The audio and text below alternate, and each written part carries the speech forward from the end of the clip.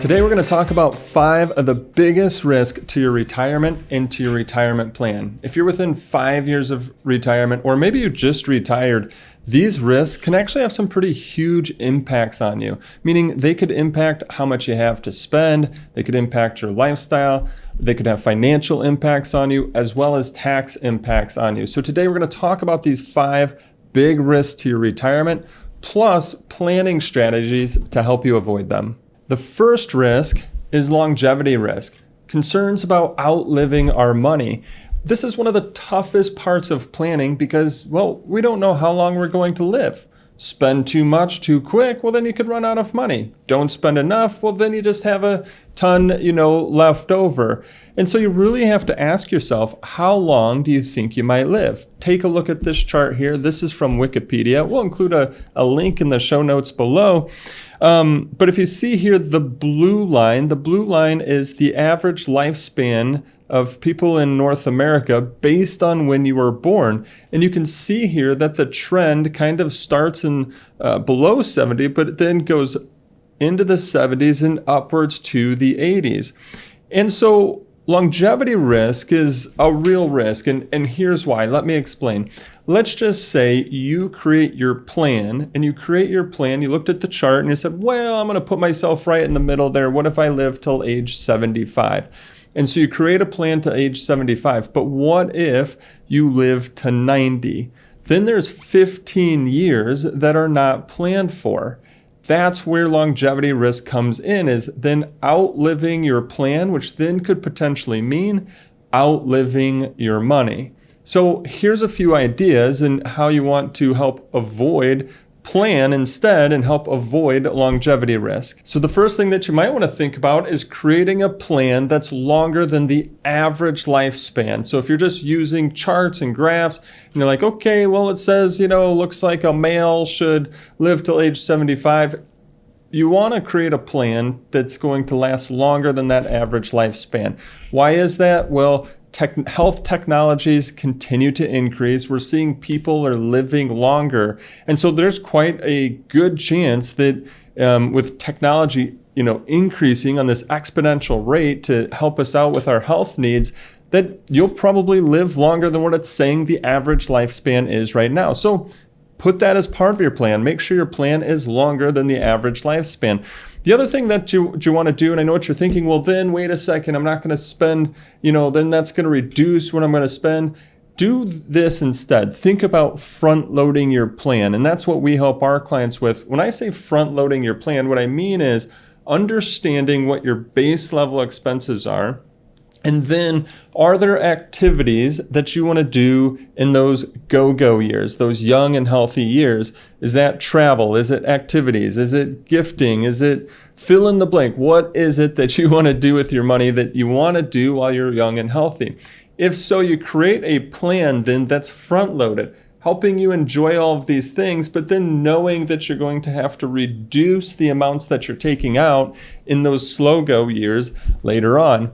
Then the last part of, planning for longevity risk is, well, because of longevity, we're going to need growth of our money, of our investments. We need our money to last as long as we will. So it's really important to have growth or equities as part of your investment portfolio. So that way you have money growing for your future.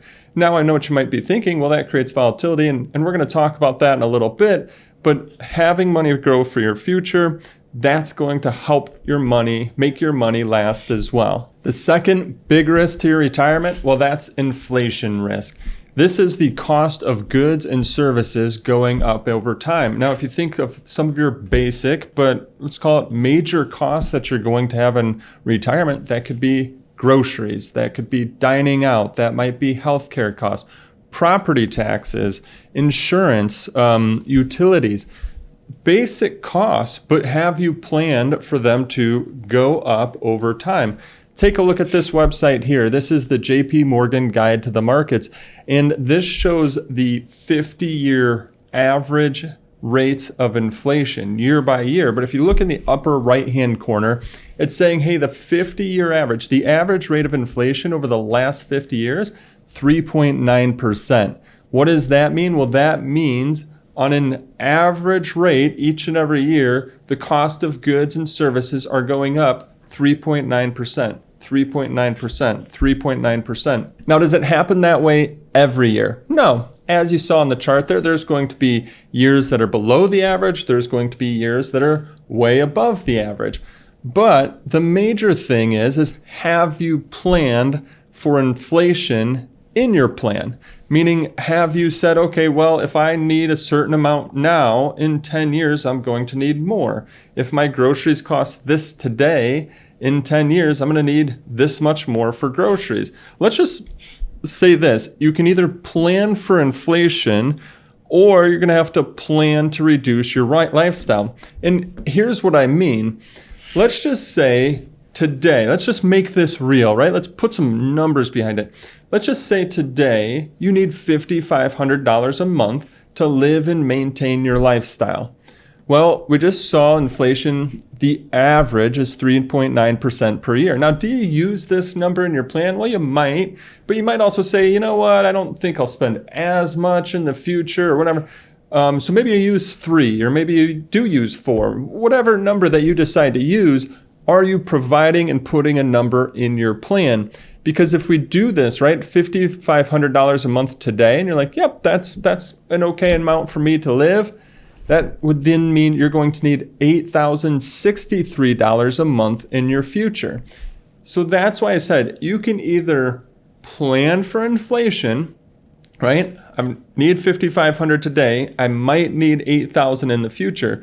But if you fail to plan for it, it can have a huge impact on you, because then if you didn't put it in your plan and you built everything around $5,500 a month, guess what? Well, when you really need $8,000 a month in your future, you're now reducing your lifestyle, because that same $5,500 is $8,000 in the future. But if you didn't plan for that, well, now you're $5,500 in the future, which would have been maybe $3,000 today. So you're reducing your lifestyle if you're failing to plan for inflation. So what is it that we need to do to plan for inflation in our retirement plan? Actually, very similar to how you plan for longevity, is that you need growth. You need equities in your portfolio. You need a big portion, not a big portion, you need a portion of your investments growing for the future, outpacing that 4% inflation rate. Now, we're recording this in 2023, and for anybody who's watching this immediately, you might go, well, I'll tell you what, looks like interest rates in an online savings account are outpacing inflation. That seems like a really good thing. However, interest rates don't necessarily always stay at that rate, and the Federal Reserve plans to raise and lower rates based on inflation and other data. So most likely interest rates at some point in time will go down. I'm sure some point in time in the future they might go up. But the true way to outpace inflation, and again, history is, no guarantee of future results, but the stock market, equities, stocks, or stock funds in the stock market have shown us that they have outpaced inflation over the long period of time, like 10 years here. So that's what you really want to consider when it comes to inflation is, hey, have you carved off a certain percentage of your investment portfolio to help you keep up with what we were talking about here, that if you need so much a month now, and 10 years from now, you're going to need more than what you need today. The third risk to your retirement, well, that's market risk. In speaking with a lot of people just like you, some of the common fears I hear are, one, running out of money, but then after that, they're also saying, well, what if there's a market crash right at my retirement? And that can be a real fear, but also a real risk to your retirement plan. And we call that sequence of returns risk, meaning the sequence that the returns come, what return each and every year in your retirement. And you see, the sequence of the returns when you're saving money on the accumulation side, it doesn't matter what sequence those returns come in. But when you start taking money out, it does matter the returns and the sequence that they come in throughout your retirement. And let's just say that and volatility, right? The up big up and down swings can be pretty detrimental to your retirement. So how do we account for this? What do we need to do? Well, first off is, and I realize I'm talking about investments here, but one of the things that you need to do is build an income plan. The income plan's going to help you understand how much that you need to take out next year, the year after that, the next 4 years, the next 5 years, the next 10 years, etc. Now you have an idea of how much money you're going to need to take out from your plan over that time period. Then you can use that to help you build your investment strategy. And here's a little bit more and kind of what I mean in regards to that. You see, it's building a plan that's going to help you get through the days, right? Because if we're looking at days, sometimes days can feel like this and can feel very volatile. So sometimes what we need to do is we need to carve off a portion of the investments into some less volatile assets. So that way, again, when that volatility is there or there in the market, that we have a location to go to that's not at all of the market risk. It's less volatile that you can take your income from in the event that the market is down. But then you also want to have money out there because of inflation risk, because of longevity risk for that long term. So days here versus decades. And just remember, some of these days are just small, blimps, right? Small pieces of that long-term picture. And so just back to it, how do we plan for market risk? Well, we create an income plan, and then we start to align that investment strategy with that income plan. We have a strategy that's going to help support us during those wild days, right? So we've got lower volatile assets. So while the market's having those wild days, we've got our lower volatile assets to, support us during those wild days. But then we also have our investments that are helping us grow for the long term to help us outpace inflation and to help support us so we're not running into longevity risk. All right, the fourth big risk to your retirement, and this one is a big risk, is health risk, and specifically the risk of needing long-term care in your retirement. Take a look at this website here. Now, this is some statistics from New York Life. This is by no means an endorsement of New York Life or any of their products, but what it is they've got some really good statistics here to help you understand long-term care risk to your future. So, first off, 70% of people age 65 plus will need some type of long-term care in their lives. Well, how much could that cost? Let's scroll down a little further here. It says $116,000, over $116,000 is the national annual median cost of care in a nursing home. And then if you take a look at the other side here, it says $365,000. That's if you were to need to go 3 years in assisted living plus 2 years in a nursing home. Folks, long-term care is real. Everybody wants to think that they're going to be part of the 30% that doesn't need long-term care support. Well, guess what? If everybody was part of a 30%, there wouldn't be a 70%. And so you really have to take that into thought, is that 70% of people do at some point in their lives need healthcare support. Now, that could be, it doesn't necessarily mean a nursing home. It can mean that you need support at home. It could mean that you need to go into an assisted living facility or a nursing facility. But as you saw there, it can be really, really expensive.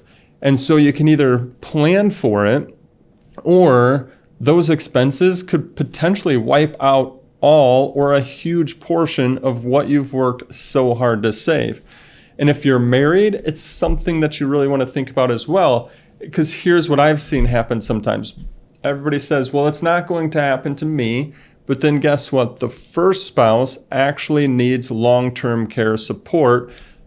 You saw the cost there. They end up using a lot of their retirement savings then leaving little to nothing for the second spouse to live their life on. So here's how you plan to help avoid this risk. And the way you do it is you transfer the risk. You transfer the risk to an insurance company. That could be in the form of some sort of long-term care policy, where now they make life insurance with long-term care riders and hybrid policies. Anyways, basically what you're doing, just like car insurance, just like home insurance, is you're transferring the risk to somebody else. You might transfer all of the risk, you might transfer a portion of the risk, but if this is something that's on your mind and you don't want this risk to your retirement, you don't want the risk of spending down what you've worked so hard to save on home care or a nursing home, you don't want then to have to sell properties or whatever it might be, well, then you should really consider transferring the risk to an insurance company. Now, based on how much you've saved up, you might actually also be able to self-insure. Self-insure is meaning just paying for it from your investments. It all depends on how much you've saved up and, of course, the unknown of what you might run into in the future. So health can be a big risk to your retirement savings. As you saw in some of the costs there, I mean, hundreds of thousands of dollars that could wipe away what you've saved. So please make sure you take some time, plan for health risk if you don't want to see your retirement savings or portions of your retirement savings wiped away. All right, the fifth big risk to your retirement is tax rate risk. What if tax rates were to go up in the future? And where do you have most of your money saved? Is it in IRAs and 401ks? If so, you haven't paid any taxes on that money yet. So every dollar that you take out, you're going to have to pay taxes on that money that you take out. And let me just make this a little bit more real for you. Let's just say from your IRAs and 401ks, you're taking out $50,000 a year. And right now, your average tax rate is 15%. Well, if you're taking out $50,000, you're going to have to pay average tax rate of 15% on that. Well, that's $7,500. So that means you're taking out $50,000, you've got to pay $7,500 in taxes. Your amount that you're getting is $42,500. But let's just say tax rates go up in your future, and that's the only place where you have money saved is IRAs and 401ks. Well, since it's subject to taxes and tax rates went up, now you're going to get less. Here's what I mean. Let's say your average tax rate goes from 15% to 20%. You're taking out the same $50,000 a year from your IRA or your 401k, but now your rate's 20%. Well, that means that you now have to pay $10,000 in taxes. So before, you were getting $42,500 after taxes. Well, because tax rates went up, now you're getting $40,000 after taxes. This becomes really important to know in your future, especially because of those IRAs and 401ks having required minimum distributions, the forced income that you're going to have to start taking out in your 70s. So tax rate risk comes from a few different areas. One, will the government raise taxes in the future? If you believe so, then, and you have money saved in your IRAs and 401ks, you're probably at tax rate risk. The other thing is if all of your money is saved in your IRAs and 401ks, in your 70s, you're going to have to start taking those forced distributions, required minimum distributions, forced income, and the income that you have to take out kind of curves up, goes up over time, or the rate or the amount that you have to take out. The other place where tax rate risk comes in is when you start taking those required minimum distributions, it could put you in a higher tax bracket, meaning your average rate going up as well.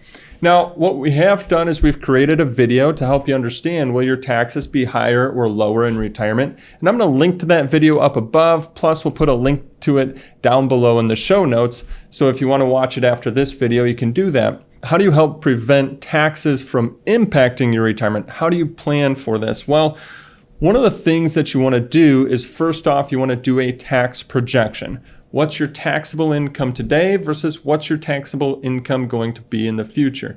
You need to understand what those are. Based on those, you want to put together a tax plan that incorporates different tax strategies. That could be which bucket you're saving your money into. Taxable versus IRA 401k versus a Roth IRA. It could mean Roth conversions. It could mean different charitable strategies. There's lots of different tax strategies that are out there to help you reduce the overall taxes that you may owe to the IRS. We do have a free guide that you can download to unlock some of these hidden tax savings opportunities. You can get that at lifemoneyshow.com/taxes. Again, that's lifemoneyshow.com/taxes. But tax rate risk is real, especially if your money is saved into those IRAs and 401ks, and that's why the tax projection and tax plan becomes so important. Hey, I hope that you've enjoyed this video. You understand now the 5 risks to your retirement. Hopefully some of the actions that I've talked about, you've either incorporated those into your retirement plan, or you're going to start incorporating these into your retirement plan, so that way these risks don't have the potential impacts on you of reducing your lifestyle, reducing your spending, having financial impacts or tax impacts on you. And instead, you're cruising into retirement because you've planned for all of the major risk that could potentially happen to you. Hey, if you've enjoyed the video, don't forget, subscribe to our channel. That way you get notified as we're coming out with new videos each week on how to reduce the taxes on your IRAs and 401ks, how to help optimize your Social Security, and how to continue to plan for your retirement. Thanks, and have a great day.